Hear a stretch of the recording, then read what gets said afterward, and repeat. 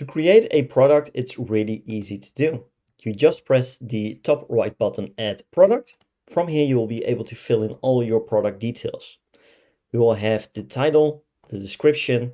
You can also insert your image. And if we take a look there, you can upload an image directly from your computer. You can also implement an image from URL. And you'll also be able to access your library inside of your own account if you already previously uploaded any kind of images inside your chatbots. You'll also be able to show the pricing itself and whether or not you want to charge tax on this specific product. If you want to compare prices, then you will have the discount price here.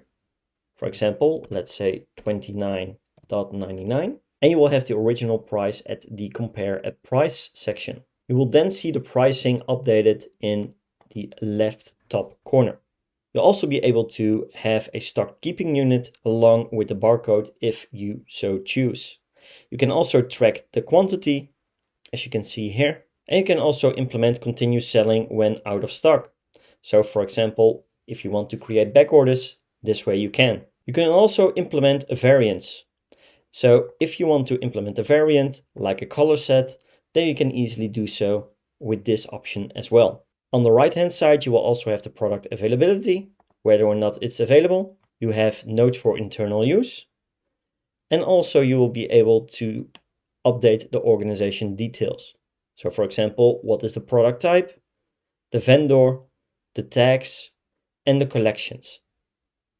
Let me fill in something real quick so you can have a good example of how it looks like. As you can see here, I have filled in some information like the title, men's t-shirt, description 100% cotton, the pricing we already did, right? I'm not going to go with any kind of inventory settings, but I did go with variants like colors, for example. I inserted the options blue, green, black, and white. As soon as you insert new options, you will also see the preview variants on the bottom of the screen.